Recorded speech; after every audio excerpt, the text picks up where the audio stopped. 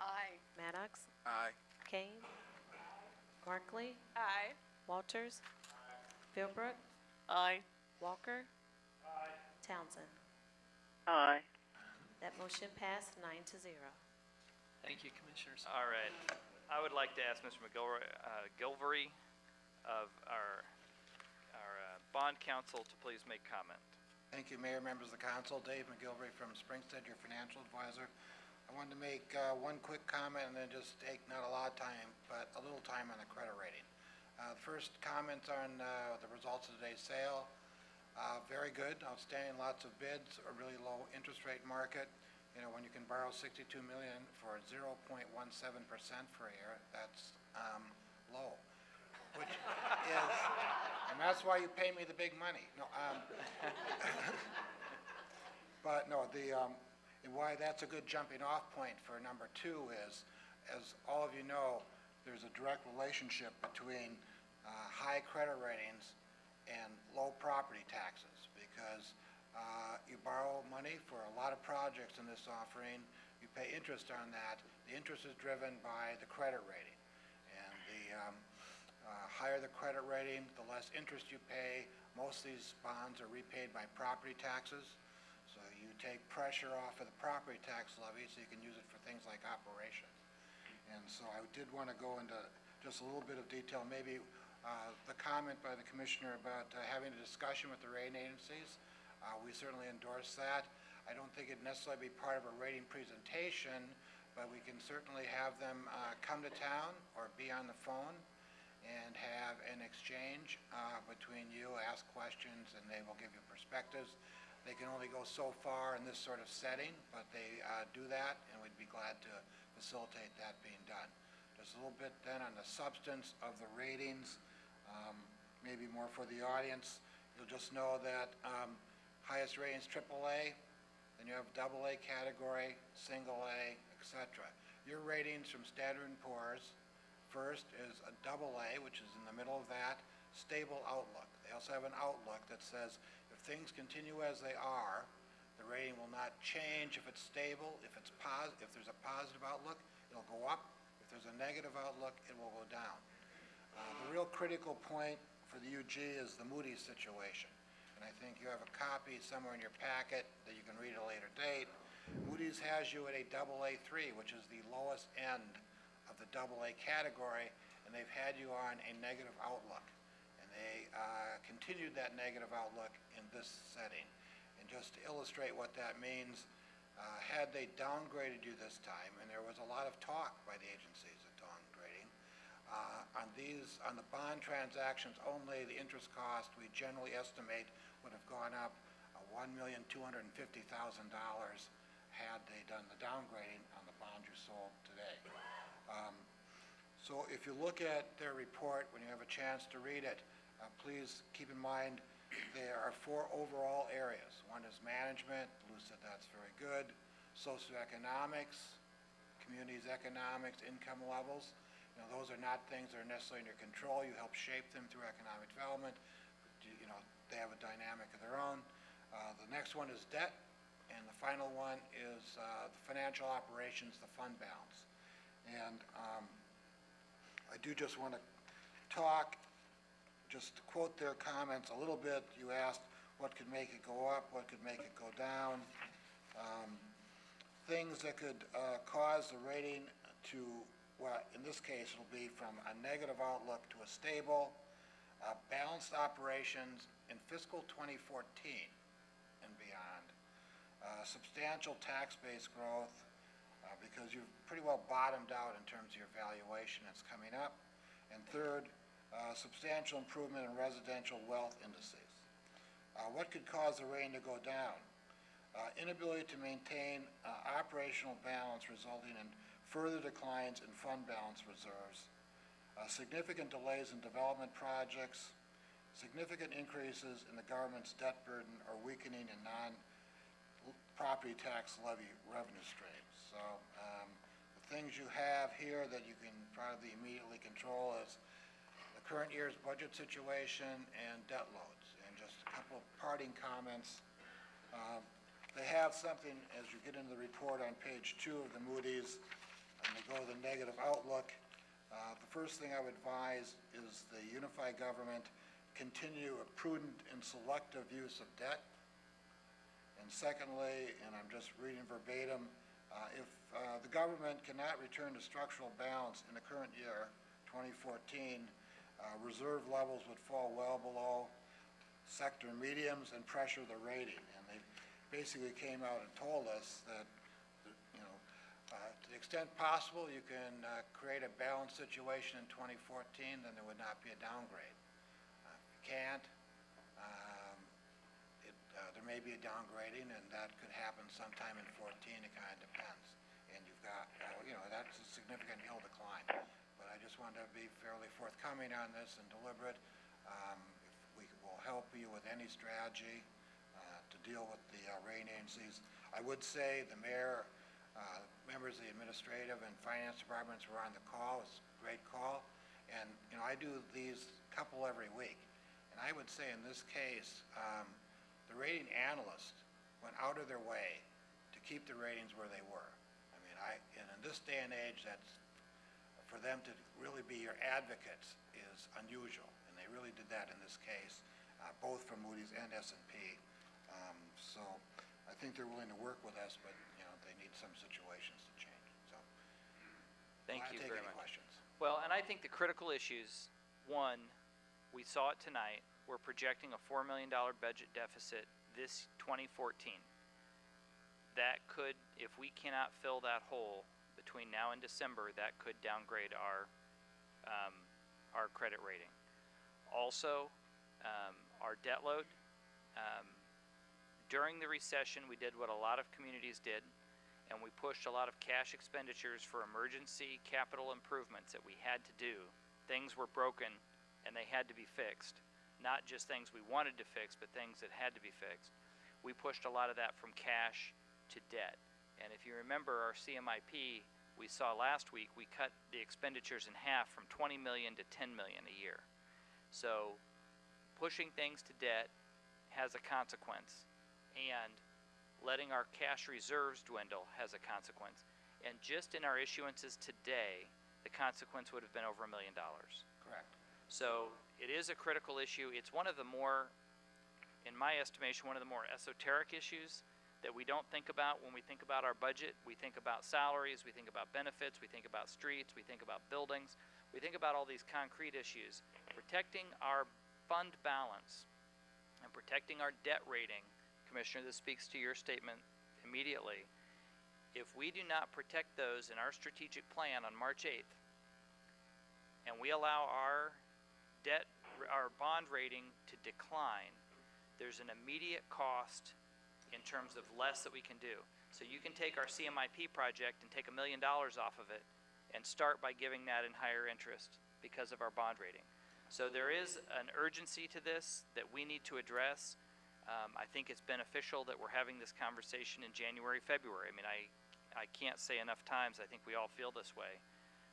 It's better that we have this information now than hearing it July 10th and having to decide by July 31st, because we actually have some time to make some changes. But I appreciate the work you've done, the yeoman's effort that Lou and his staff has done. Just think in the last few months, they've pulled together the end of the year numbers, prepared for an accelerated budget hearing, and pulled off a significant bond sale in addition to their day-to-day work. So and the BPU bond issue as well. So there's been some tremendous effort put out, but we appreciate your leadership in this.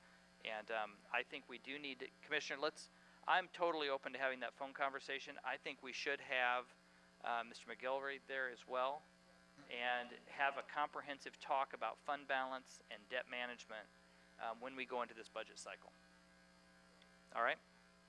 Thank you very much. Mr. Levins, anything else? Yeah, about a month ago, Commissioner Walker asked us about how an individual could actually purchase a Kansas City, Kansas bond. And I meant to mention this. I attached on actually the third page of your handout an example, and this was the syndicate bid, the winning bid today for our 2014 A series, and if you turn to it, you'll see the winning firm was Robert W. Baird, but it was made up of a number of other firms. And if you look at it, there's, I had identified at least 4 regional firms, including Edward D. Jones, Commerce Bank, George K. Baum, Country Club Bank, that are purchasers of that bond series. So you could actually, if you have an individual broker or you have a constituent that does, they could go to their individual broker or go directly to one of these firms to purchase the bonds that were sold today. All right. That concludes our bond issuance. The next item of business, that brings us to item number 3 under the administrator's agenda, and that is an ordinance for the purchase of the T-Bone Stadium. I'll turn it over to Mr. Bach for presentation. Thank you, Mayor, Commission, Mr. Hayes. This is an item that's been before the Commission a couple of times as we've worked on it through the year, so I will step back through a little bit of the activity that we've talked on the previous times, but I won't spend a lot of time going into the detail on some of those areas that we've talked about before leading up to tonight's presentation. For consideration tonight, we're looking at the amendment to the Village West Star District Plan, which would take us for consideration for acquisition of the T-Bone Stadium and the issuance of star bonds that would be related with that. First slide is a chronology of activity that surrounded this event. Dates back to 2011 and 12 when the T-Bones started to market the team, leading up till the December public hearing that we had. You can advance it to the public hearing we had on December 19th, where we had many members come forward to the commission and voice their opinion regarding acquisition of the stadium. A little bit on the T-Bones. They opened in 2003, average attendance 250,000, and they ranked number 3 in attendance among independent ball clubs. Classified like a single-A stadium as far as that goes, 5,139 for seating, and it cost $15.2 million when it was built. The overall impact of Village West, of which the T-Bones are a part of, really gets down to the crux of a lot of things we should consider tonight. When we look at this area that's a part of our community where we saw some significant investment made around 2000, 2001, 2, 3, all through that, with large developments coming in, which has brought large revenues back into our community. You see the levels of star bonds that are local star bonds that are produced at $18.5 million. Unified government revenues that come from that site that are driven from sales and use tax that comes out of the area. This also includes the casino within that, and the property tax, bringing in $11.2 million today, and total revenues at $85.4 million. So it's an area of our community where we focused on for development. We focused investment to that area, and that investment is turning back to us in far greater numbers than we ever put into it. The next slide focuses more directly on what the T-Bones do. They have a direct economic impact to our community of a little over $400,000. However, other items where we listed community economic impact shows the local utilities, visiting team lodging, payments they make to their personnel, and medical expenses such like that, puts them at an estimated number of $2.6 million that is paid out. And then they have the indirect impacts. Those are the items that come in where people are spending money on that stadium. They come to the area, which spend another $1.5 million, bringing this economic impact of the T-Bones and the team to our area at $4.5 million annually. So this is a high number that shows that keeping a vibrant stadium out there with a team going in our community adds to what's going on with the rest of Village West, which puts us in a position to say that's how come we're continuing to pay down the star bonds at a much higher rate while providing a great economic or a great community entertainment venue for our citizens. The proposed deal structure that is outlined, it's in your executive summary in the lease agreements and sale agreements that you have in your packets. Purchase price for the stadium would be $5.5 million. It's continued commitment on the part of the T-Bones to pay 50-cent ticket tax, which has been contributed to the Parks and Recreation improvements. For any kind of new events and activities that are non-baseball related that come into the area, the T-Bones would do a 25% profit sharing with the unified government. The new public multi-purpose stadium will be available for our Parks and Recreation Department to hold events in throughout the year. And then the Wyandotte County High Schools will be granted the opportunity to host games out at that stadium 1 day a year. Their current price is much higher than that when they come in, so this is a special thing that goes into the Wyandotte County High Schools where they could have it for $250 for 1 day if they wanted to do some special event in the area. The team ownership, if the Ellert family were to ever elect, or the T-Bones group were ever to elect to sell their ownership, they would have to have somebody to come in at least $5 million in value and considerable baseball experience. Otherwise, they would have, and that would just be something they could do and sell if they brought that deal. Otherwise, they'd need to bring a group to us for our approval to look at and say, okay, this would be a good group to own the team going forward. The T-Bones will be responsible for the day-to-day operations of this operating cost of the stadium, while the unified government will cover the capital cost. The T-Bones will be committed to play and operate in the stadium for 20 years from this year. The UG will have the right to terminate the lease after the 2016 season if we elect to. There are some things come in. There is a $1 million termination fee if we wanted to do it for the 2017, but then for year 2018 and there forward, we just have to give them notice, and there is no penalty fee or such like that in place. There is a notice period of 14 months in advance of the season that we would have to tell them. That gives the T-Bones time to be able to look for another location should we move in this direction. And the T-Bones will be responsible for paying utility expenses, including the electric and water. The only exception being that stormwater and sanitary fees will be split with the unified government. The agreement with the state, who is really a key partner in this deal, is that the acquisition, they're with us in the star bonds that are put into the deal, which is about 30% over the overall cost, comes from state revenues, which we would never otherwise see if they weren't contributing into this project. The acquisition revenues plus $2.5 million will go toward capital upgrades and expenses, so we can have that in our account to pay for these capital upgrades for future years. The structure of this deal really on its surface shows that we may increase the star bonds by about 4 months. However, I think an important thing to look back at is when you look at the $4.5 million impact that I showed on the earlier slide, that the T-Bones deal, this is an assumption in a world that everything out in the Village West area continues producing at the current rate, and you'd say, okay, then you would add 4 months. The reality is, if the T-Bones shut down and Community America Ballpark goes dark for a number of months or years, which would be more likely the case, then that would in itself extend the time period that the star bonds would take to pay off. So it really neutralizes the extension period considerably. Practically speaking, you're maybe looking at a month and a half or such like that would probably come into what happens for this extension. But that's a difficult number to really get to when you're making estimates over such numbers.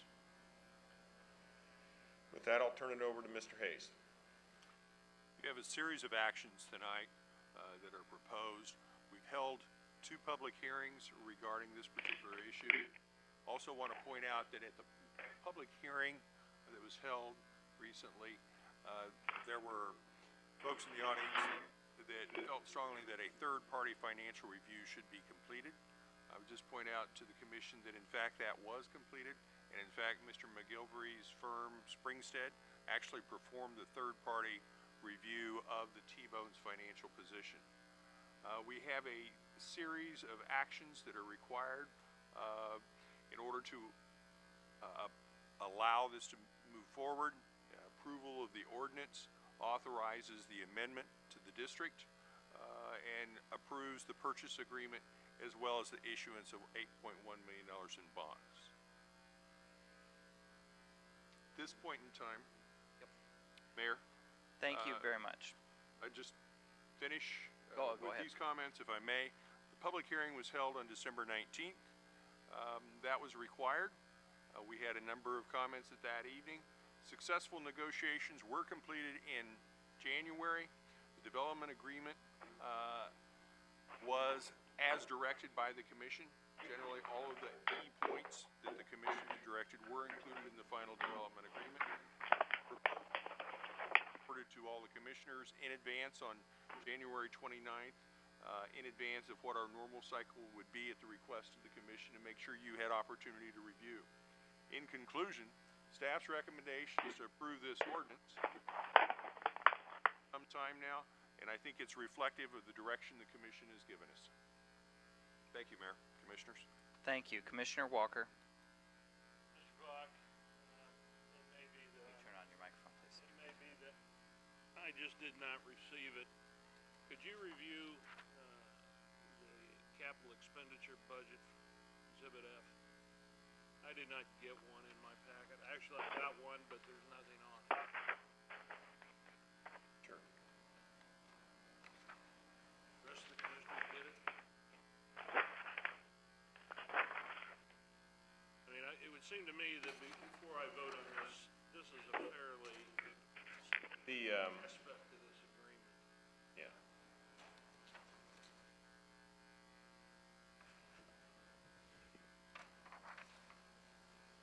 Capital expenditures list was really a list of potential items that could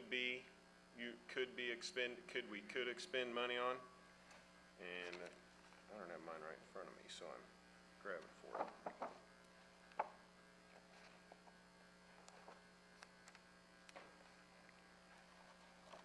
Tim, do you have yours? I think I have the list of what is not ours, but don't have the other.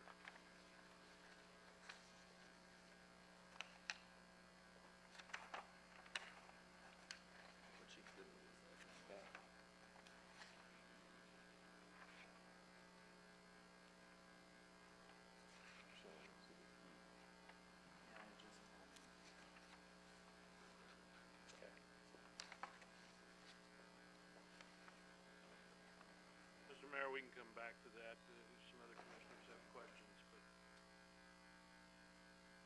Well, at your discretion, of course, we can wait. I'm sure there must be one somewhere. Yeah, it's in part of the agreement, and if it was not in the package, that was a mistake. It should be in there. It is part of the agreement. I do want to clarify, I mean, as I said, we're not committed to have to replace items that are in that capital list. Those are listed as potential items for capital equipment that we may replace or may need. They're examples of capital equipment, is what they are.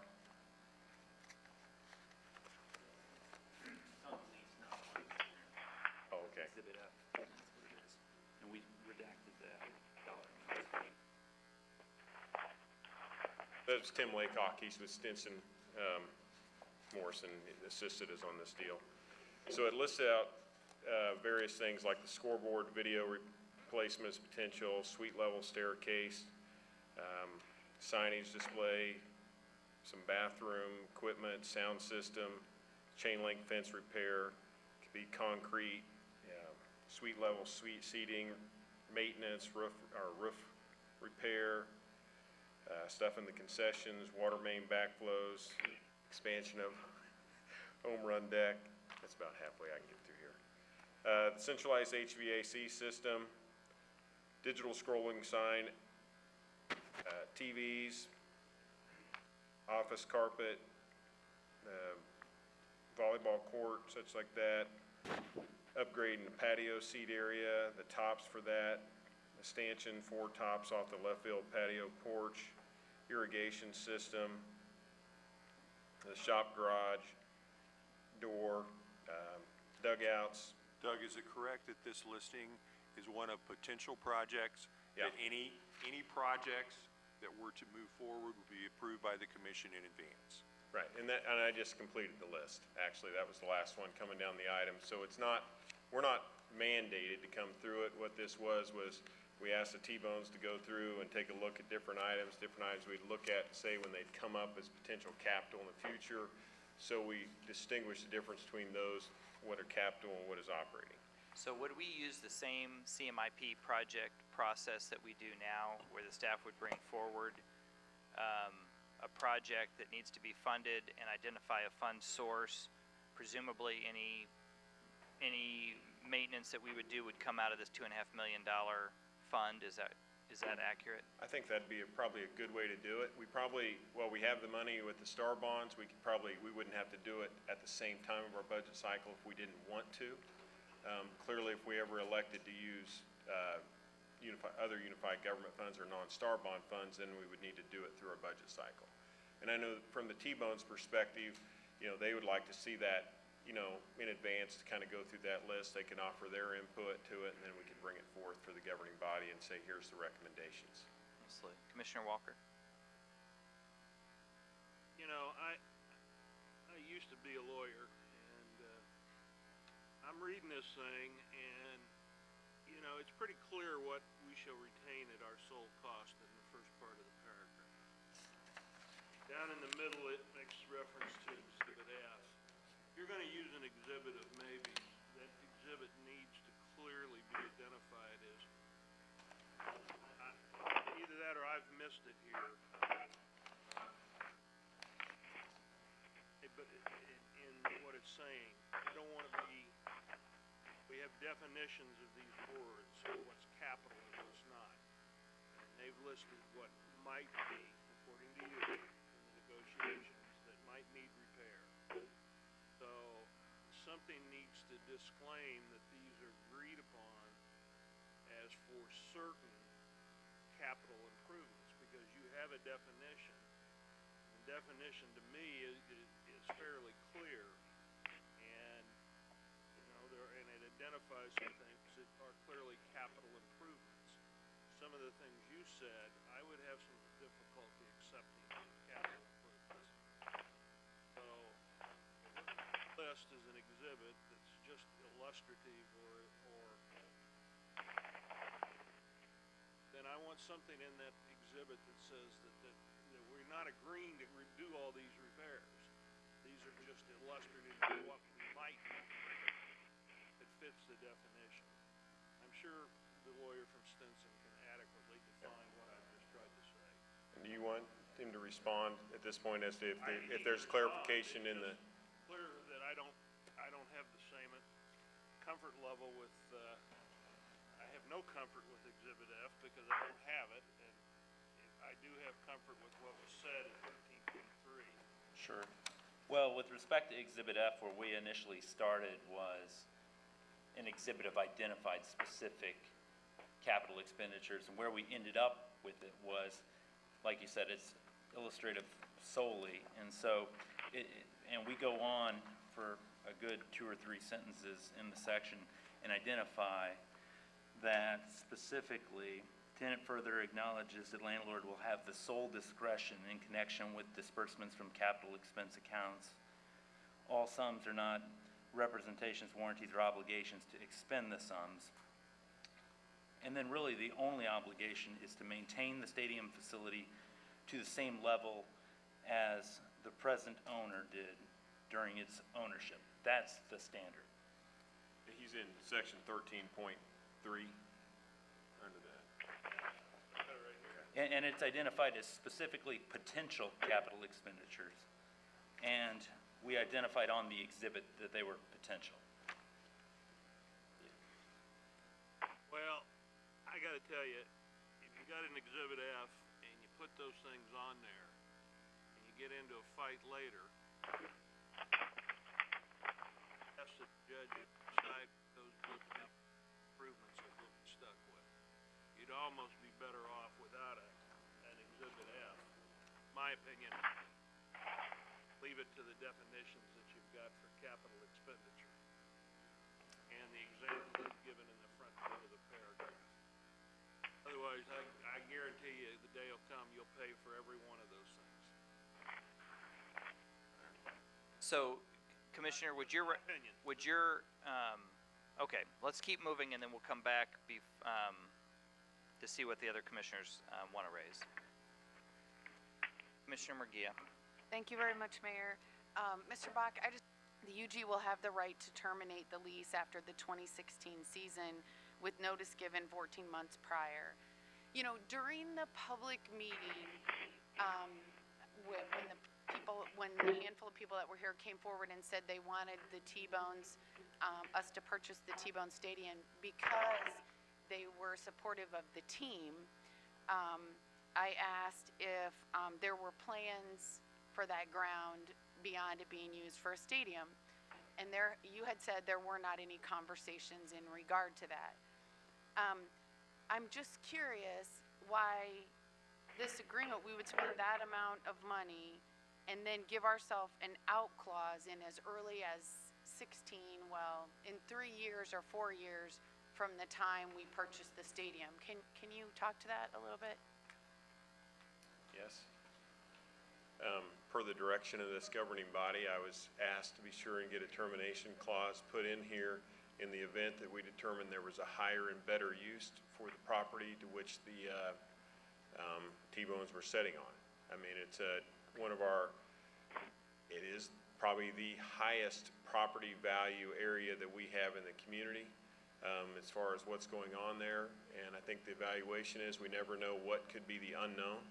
So we needed to have the flexibility if we're going to spend $5.5 million in star bonds on a project, that we needed to be able to control that in the future if we deemed, and when I say we, I mean you as the commission, deemed that was the appropriate action for us to take in the future. But certainly, I don't think anybody was setting up here with the intent, nor staff with the intent thinking that, you know, come 2017, 18, that we're coming in to remove the T-Bones from the area. Okay. Do you, professionally, because you do a number of deals in our county, development deals, do you believe that the ground where the stadium sits has a higher and better use than a sports stadium? Not today. Not today. Anytime in the near future? You know, I mean, it could depend on what kind of deals could come forward. So it would depend on what kind of deals could come forward.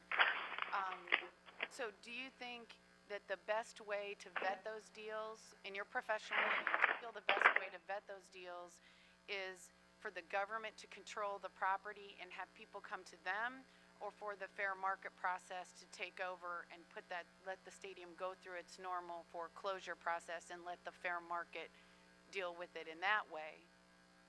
Which do you feel more professionally comfortable with? Well, I think you're kind of leaving out a piece in that which speaks to the value of the stadium today in an operating fashion on the community. So, I mean, if I understood your question correctly, you're asking me whether or not it's more valuable if we own it versus it just going into foreclosure and it just being there. From a community standpoint, the stadium retains its value as something that's generating something that's vibrant out here, adding life, putting in that $4.5 million into the metro area on an annual basis. So that's very valuable to us as a community going forward. It also keeps the ground that's there, and it is available in the event that we looked at it and said, gosh, there is a higher and better use. And you know, one thing that could be higher and better use might not involve us not having the T-Bones. We might just determine it's better to put them in a different location, somewhere where they can be used, but as a product of a deal, you may be able to include that as a part of the deal going forward. So I guess the answer I'm giving you is the recommendation from staff is we think maintaining the T-Bones in their operation today with the utilization of star bonds is a fairly low cost in our community, in the sense that we're only out maybe a couple of months of how the star bonds work, Right. but we continue to generate revenue through that whole time period, but we control the asset, and controlling that asset is very valuable for us. Sure. So I think Administrator Hayes was going to speak to that same question. okay. If I could, very briefly, Commissioner. We mentioned this previously, but I think it's important of noting it again. historically in our community, we experienced the loss of the woodlands. And government sat idle. It went through a very long, dismal scenario to what we have today, that is a facility that's our lights out and not contributing to the community. So the staff has taken that very seriously, having experienced that, and we believe is just maintaining this as an operating facility, as an asset to the community, as well as controlling the ground, is without question, from a staff perspective, what we recommend the commission should do. Okay, I think I understand that strategy now better than I have over the last couple of months. I understand that. So just for clarity, the foreclosure process, I'm making the assumption, I've never been through foreclosure on a stadium, but I'm making the assumption that it would be a fairly lengthy process, and so I don't really like the term going dark, because I see it as a big asset, just the ground out there alone. But just that process, what you're saying is there'd be so much downtime. The downtime from the stadium to operating would have great impact on our community, correct? Yes, I believe so.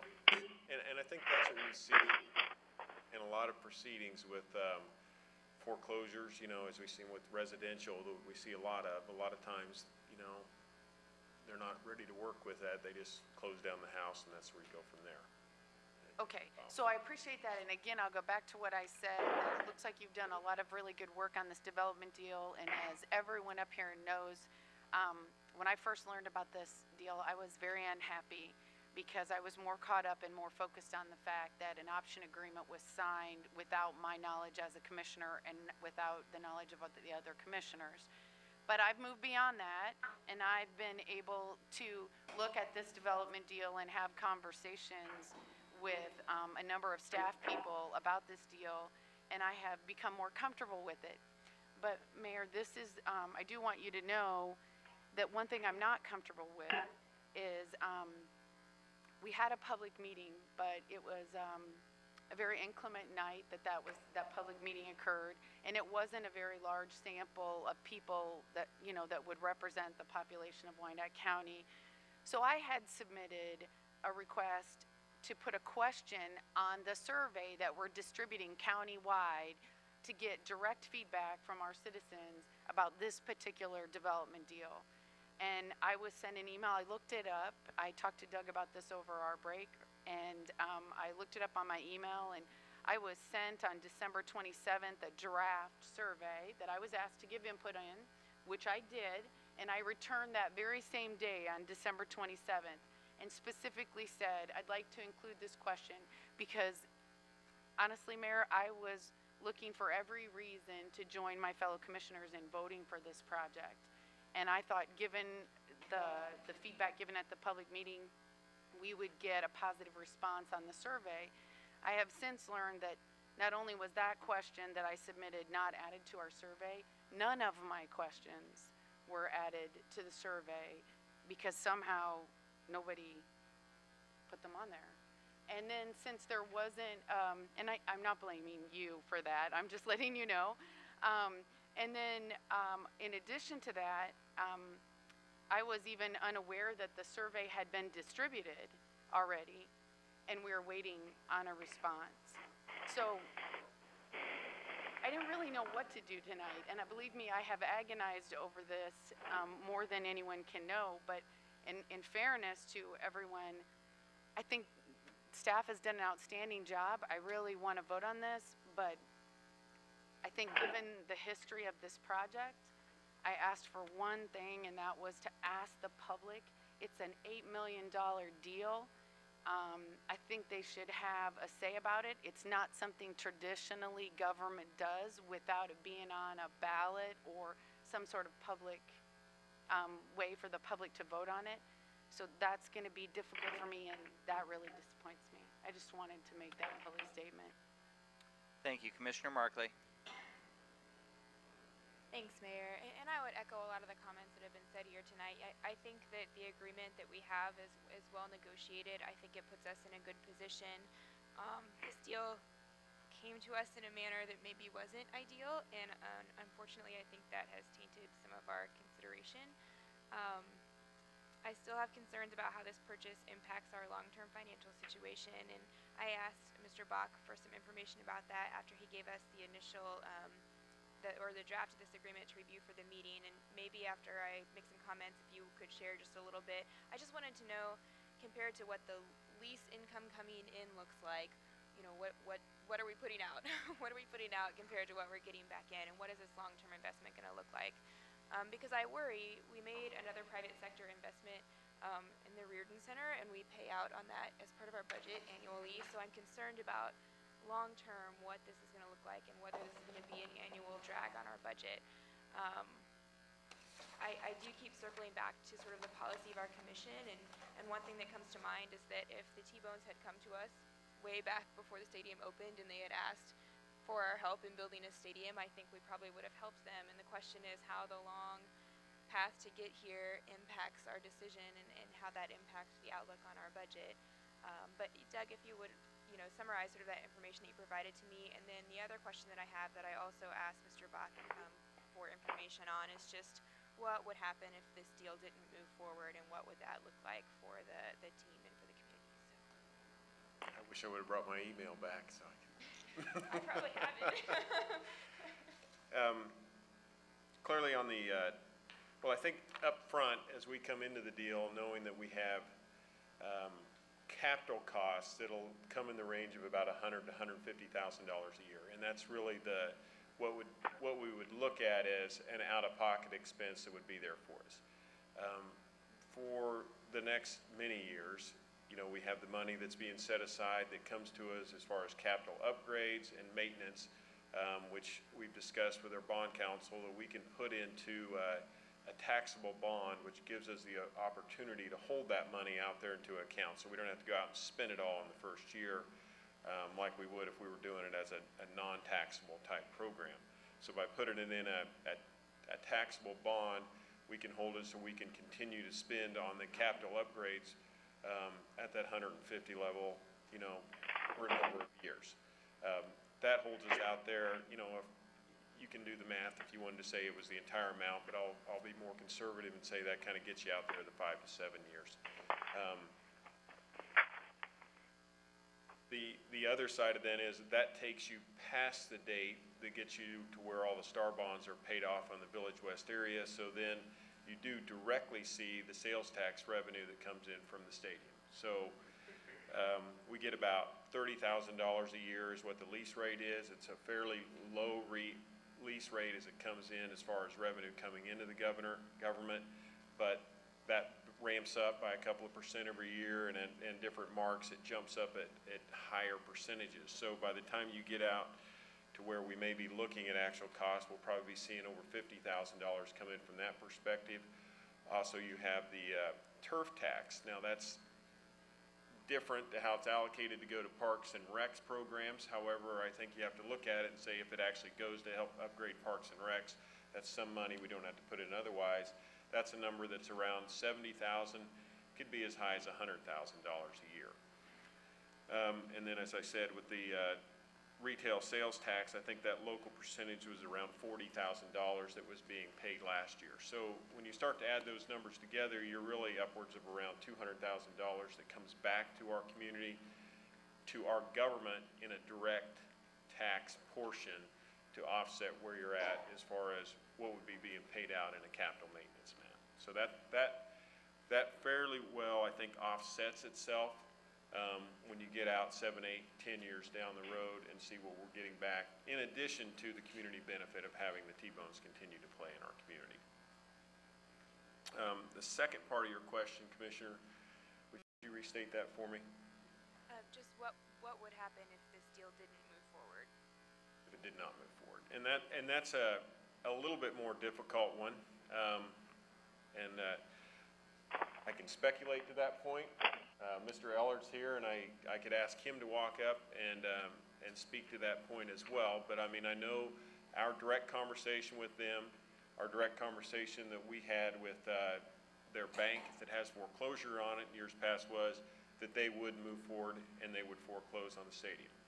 Meaning that would, you know, you look at it from a practical side and say, well, wouldn't they continue to have them operate in the 2014 season That's not the indication that we're led to believe. They would close down that operation, and then they'd file through their foreclosure proceedings and look for how they would be able to take care of the stadium from that standpoint. And I did, Adam, is there anything that you would add to that point, or you want to speak to that? I know it's a fairly tough question, but you deal with them directly. Thank you, Doc, and I hadn't planned on speaking this evening. That's a very good question. We haven't thought that far, short of to say we've been supporting the stadium for 12 years. Under the very clear observation that a private stadium simply does not work. That's why across the country and across the metro area, stadiums and sports facilities, are truly a public-private partnership. So solely private stadiums don't work. We would then look at our options for a higher and better use for a stadium. If we cannot strike a proper public-private partnership, which again, we feel very good about that prospect, and we're glad that we're able to go down this road. We've had a terrific, really, partnership for 12 years with the unified government, but we've been footing the entire bill, and we appreciate the consideration for the partnership. Maybe I'm going a long way to not answer the question. We haven't decided upon what the highest and best use is, but the baseball team itself cannot support a private stadium in perpetuity. That makes sense? Sort of. Commissioner Walker. Microphone, please. Do I understand that the agreement resolves disputes by litigation to the court in a jury trial? Yeah, the lease agreement contains your standard landlord remedies, so if they default, you'll have all remedies at law and equity, including eviction proceedings. I was thinking more in terms of what if we disagree over this capital investment? The remedies of the tenant are limited. They don't have a right to offset rent. They don't have a right to stop paying their utility bills. So their sole remedy would be to seek redress in court. Mayor, I'm going to make a little statement here, and whether I'm right or not, I guess my fellow commissioners will have to decide. I haven't been here quite as long as Dennis and did have a little hiatus before coming back, but at the time the Woodlands came in, the real problem that ultimately caused it was the inability to foresee casino gaming over in Missouri. But the bigger problem was that we had no control over the ground. And I can go back to when this idea of acquiring that ground north of the racetrack was first put out there. I know that ultimately the mayor and the commission took credit for it, but Dennis Hayes deserves all the credit for that.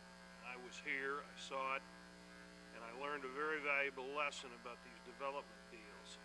If you're going to be in the development business and you don't control the ground, it's 10 times harder to make that deal happen. And I believe that that ground will one day have a higher and better use. And what that means for the T-Bones, we don't know what the T-Bones future is 5 years, 10 years out, any more than we know the future of any business. Having said that, I still believe that the residual ownership of that ground will be to our ultimate benefit as long as that area continues to prosper. And I think that it continues to prosper. Having said that, I want to make a motion to adopt the proposed ordinance, entering into the agreement to purchase the stadium and to enter into the lease agreement with the T-Bones. Second. All right. There is a motion and a second. Commissioner Walters. I was just going to say that I believe we've been presented an awful lot of information on this topic from staff, certainly, from ownership of the baseball team. We even had the commissioner of the baseball league come. We received projections and information from Lou Levin, and I've been advised not to question Lou's numbers. You know, so to me, all of the things that we have been presented lead me to believe that if you are an advocate for community development and economic development and economic revenue to our county, that you would vote for this motion. Go ahead. Commissioner Walker. In making my motion, I really believe that motion should be made striking Exhibit F as it now is. Okay. I would rather leave it to the future leaders of this community to decide and fight over what is a capital improvement. So with the consent of my second, I would like to strike Exhibit F. Want to strike F? F is part of the agreement. Exhibit F. I can't live with that the way it's written. Mr. Mayor, Yes. at the appropriate time, I'd like to make a comment too, have some questions Call on you momentarily. answered. Thank you. That would be fine. I accept the change. Okay, so Exhibit F, we will strike Exhibit F. It was illustrative in nature anyway, so there's no major change to the contract with that. So it's been both the motion and the second have approved that change. I will call on Commissioner Townsend. Thank you, Mr. Mayor. I too want to echo some of the sentiments and statements that have been made earlier today with respect to the efforts of Mr. Hayes, Mr. Bach, and the rest of the staff in putting this together, whether I agree with it or not. It's been a tremendous undertaking for them. Like Commissioner Walker, the attorney in me was very uncomfortable when I saw the blank Exhibit F. I was always taught to not buy litigation, so I wanted to know exactly what we were considering as capital improvements, along with what the expected amount per year that we know right now of any capital cost might be. And I think I understood Mr. Bach to say early tonight, $100,000 to $150,000 a year. Was that correct? Yes, ma'am. Okay.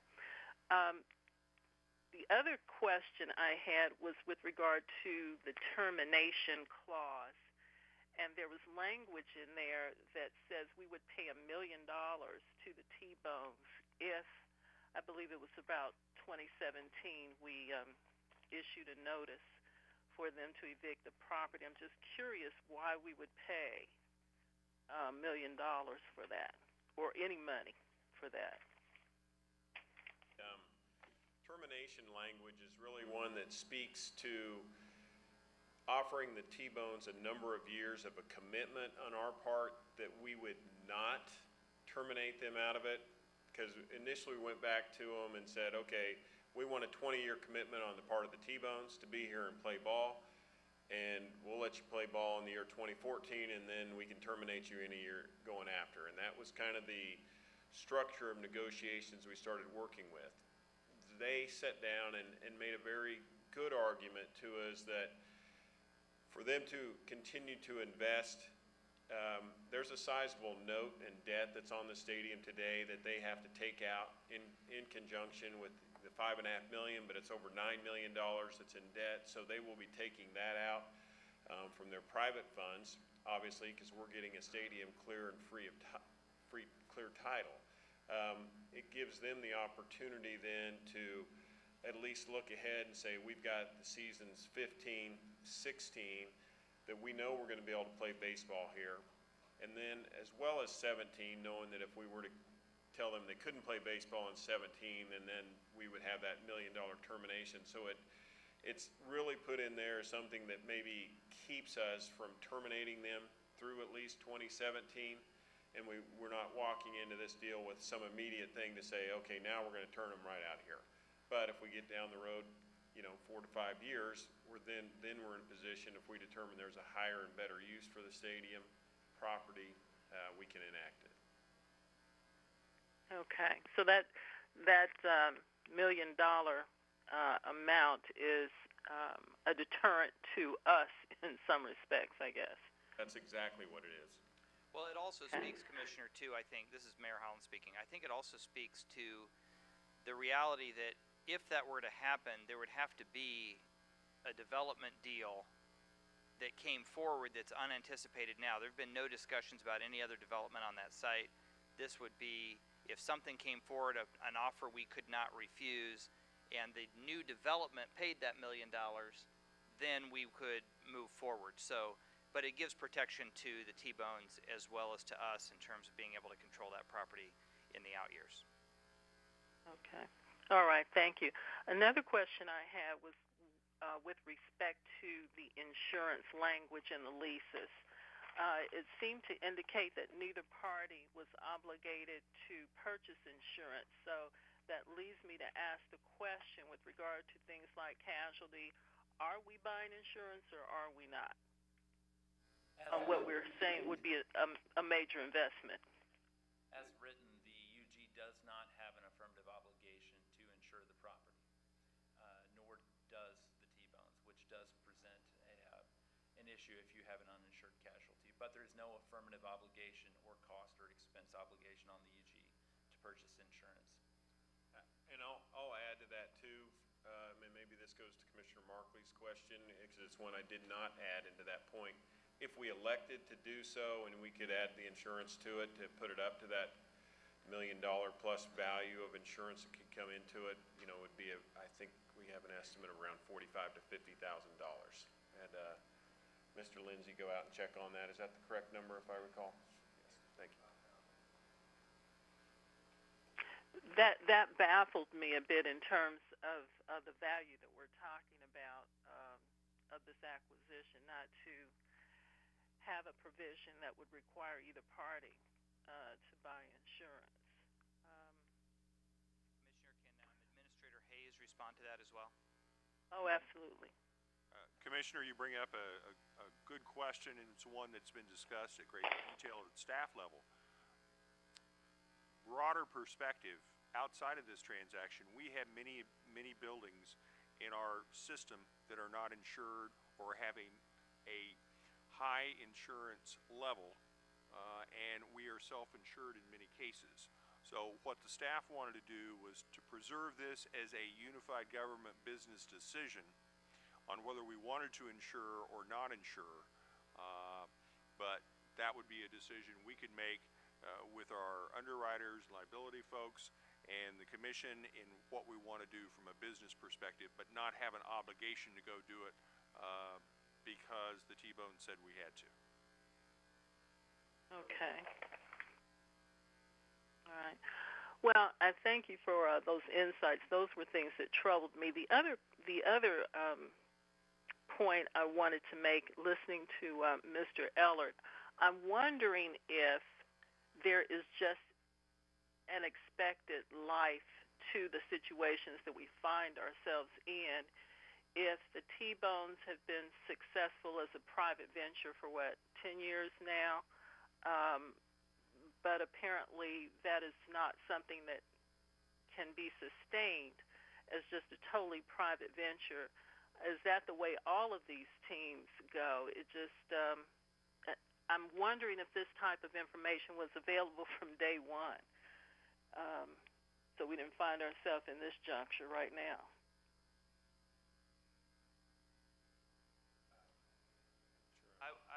I would chime in on this, that the report we received from our bond counsel, Springstead, that did the financial evaluation for our city to review the value of the stadium, the value of the business practices.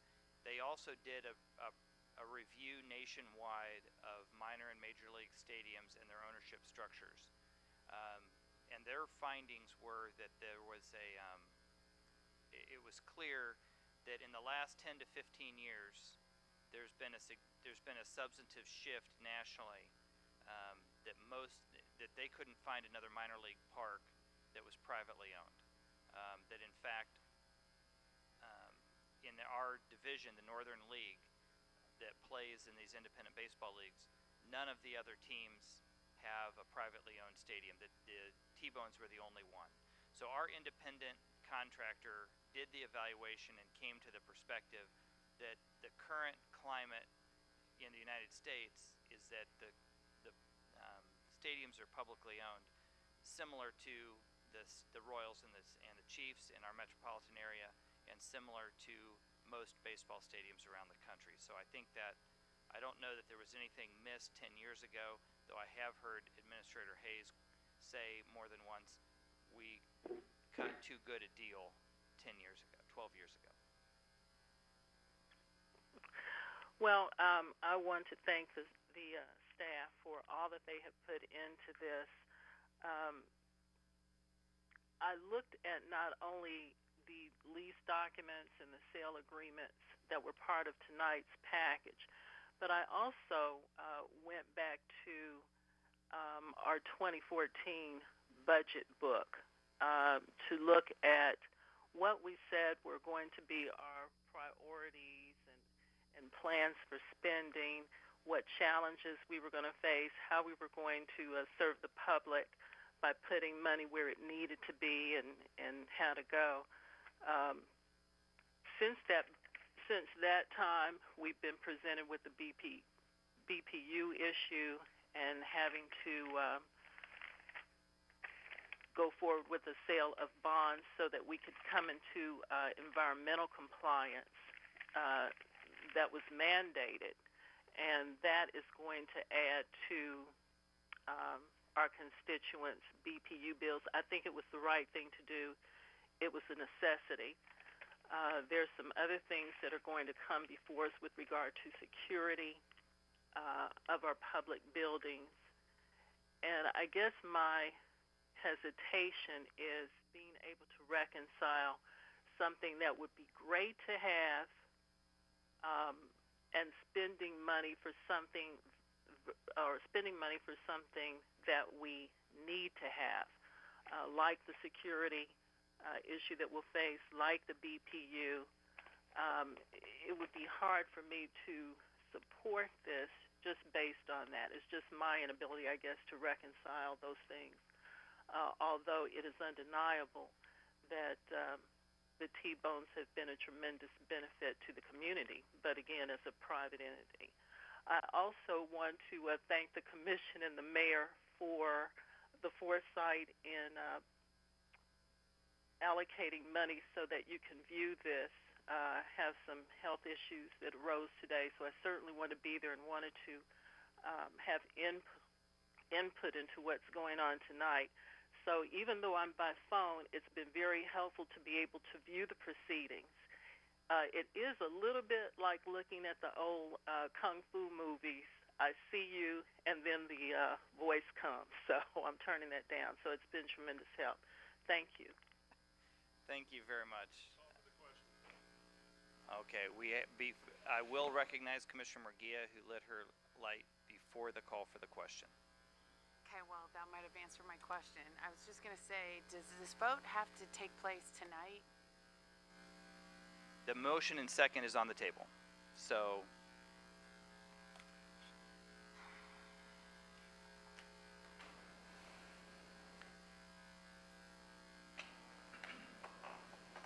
it needs 6 votes to pass, just like everything else? that is correct. All right. The question has been called. Roll call. Roll call. McKiernan. Aye. Mugia. Aye. Maddox. No. Kane. Markley. Aye. Walters. Philbrook. Aye. Walker. Townsend. No. The vote is 7-2. That motion passed. Okay, the motion passes. And I want to, again, reiterate the comments from all the commissioners, for the staff working on this. I want to thank Mr. Ellert for your partnership in the community for the last 12 years. We look forward to more great baseball in Kansas City, Kansas. Thank you very much for working on this. That brings us to the close, where we have a couple of announcements that are included in your commission packet.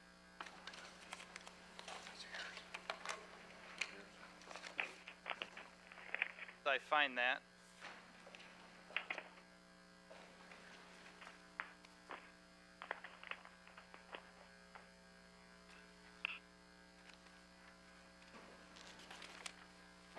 I would like to draw your attention to the last 2 pages of your blue sheet packet.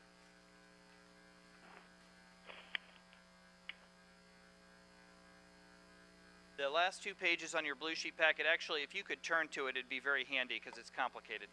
So if you can find your blue sheet packet, the last 2 pages on it. One is a memo that I have written to you all in terms of the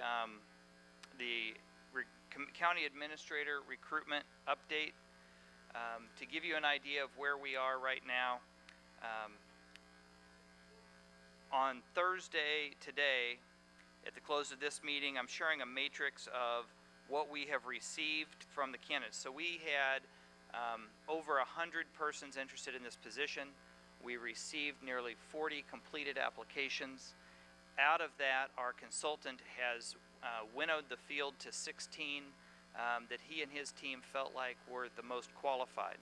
So that matrix of those qualified candidates that he has vetted based on our criteria is on the matrix sheet here. We have taken out the names to protect the identity because it remains confidential at this point, but it does give you an idea of kind of many of the considerations that we're looking at in the report.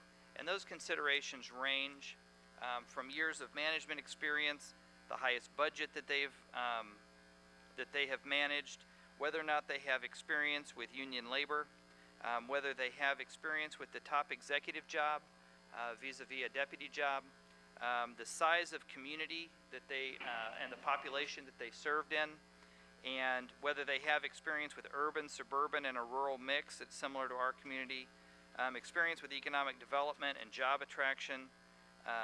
You can see the criteria and the current pay that they have at their current salaries.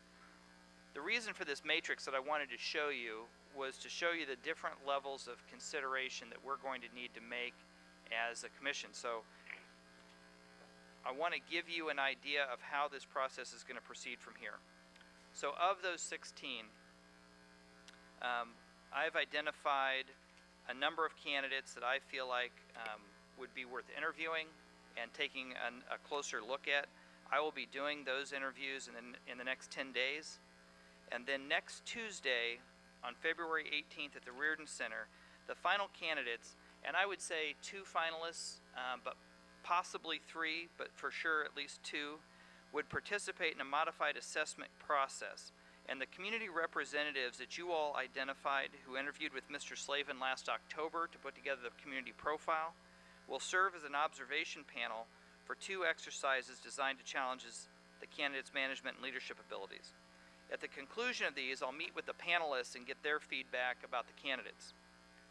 Then at 5 o'clock on February the 18th in the McCarthy Gallery at the Reardon Center, will all take place at the Reardon Center, we'll have a social reception for the candidates, their spouses or partners should they choose to bring them, and the Board of Commissioners along with your community panelists. So there'll be a meet and greet for 30 minutes with refreshments, so people, in more of a casual setting, to give you an opportunity to meet with the finalists. But the next section at 5:30, I'm going to call an executive session for the Board of Commissioners and ask you all to interview the final candidates. My belief is this, that at the end of the day, if you all don't have a comfort level with the final candidate through an interview process, then I don't believe it gives you enough of a basis to make a final vote on. I believe you all should have an interview in it. That is not called for in our charter, but I think it makes good practical sense that this is the administrator who's going to lead our city and work with this commission, and you all need to have input in terms of your comfort level with that person through that interview. Following that interview process with each of them, I'll solicit input from you on the variety of these considerations. So I want to just point out the variety of considerations. We may have someone who has been a deputy at, or an assistant at a larger city, but may not have been in the executive position. We might have someone who's been in the executive position, the top management position, but in a smaller community. You will have someone who may have experience with a certain level of budget, or some county experience or city experience. They may have strengths in a different region of the country, but we have candidates. I'll be interviewing in the final candidates that I'm interviewing, folks, both internal and external candidates that have a variety of strengths. So these are some of the considerations that the Commission is going to need to assess as well in terms of who the final applicants are and evaluating the strengths. There isn't any one person who meets all of the criteria that we outlined in our profile. And so we need to then weigh and balance as we do that interview. What I'd like to do is to ask you all to come up with interview questions for the finalists, and utilizing I actually didn't ask the two before this, but utilizing a format that's been successful for this commission in the past is to ask Markley and McKiernan to assemble. If you all have questions that you would like to ask of the final candidate, to forward those to those two. I think it's going to be important that we ask the same questions to both candidates, or possibly all three, to make sure we get consistency in response. But if you all have questions that you would forward to Commissioners Markley and McKiernan, and then we could ask those two to lead the interview questions that they've done in the past. If you two would be willing to do that. You willing? Okay, thank you. Is the Commission okay with that? Having them do the work? No one's ever said no to them doing the work before. So that would be a big help. But I wanted to give this matrix to you to see who has applied and kind of the range of population and budgets and employees, so that you can have an idea. I think that might help develop the questions that you might ask in terms of ascertaining who the finalists would be. So after that, I will receive that feedback from the Commission, and it will be an executive session. We will be able to protect the identity of the applicants until the finalists on February 18th. And then by the time you go to a panelist of citizens, we just can't guarantee that the finalists will be protected at that point. Though, we will have our interview. We've checked with our legal team. We will have these final interviews in executive session just with the Commission and the candidate for purposes of talking with them. We're not allowed to vote in executive session. I will receive feedback from the Commission after those interviews, and I will use that in making a final determination as to who to bring forward. But my belief is, if you all don't have a general comfort level with someone in an interview, there's no sense in me bringing someone forward that you're not going to support. So I think that's critical. The other component is, from the 19th to the 26th, I will enter into contract negotiations with the finalists in preparation for presentation to the commissioners. Again, I wouldn't present a candidate who would not agree to employment terms. So I would need to do that preliminary work ahead of time to make sure that I do present someone who would actually accept the position. So then on Thursday, the 27th of February, we would have a regular special session. I would have an executive session to announce to you my final selection for who I'm putting forward for a vote. And then at the 7 o'clock commission meeting, that will be announced, and a formal vote will be taken by the Board of Commissioners. So that gives you an update on the recruitment process that I wanted to make sure was in front of you. And if you would, over the next 10 days, get your feedback to Commissioners Markley and McKiernan for the interview questions on the 18th. Any questions related to the order? It's all, you have the memo. I'm sure you'll want to put it up on your refrigerator for reflection. Maybe you wouldn't. Do you put all my memos up on the refrigerator? Not yet, but now's the opportunity. Okay, so one day. All right, no questions for that. I believe that is our last. Thank you. The one adjustment that makes is because the 17th is a holiday, the 18th is we bumped the standing committees to the 18th. They are short standing committees, but we have asked to move those from 5 o'clock to 4:30, an additional 30 minutes early. Please note, it is 10 days notice for the commissioners. We do need a quorum at those standing committees to be successful, and they are going to be short meetings so that we can accomplish this calendar. I know you're going to want to be over for the meet and greet as well as for the interviews.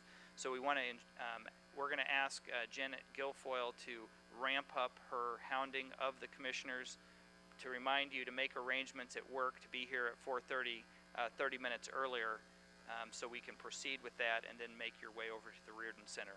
The standing committee will be on the 5th floor, as always, here in the building. All right. Anything else for the good of the order? It's 10 to 10. We could stay until 10 o'clock if we'd like to. We are adjourned.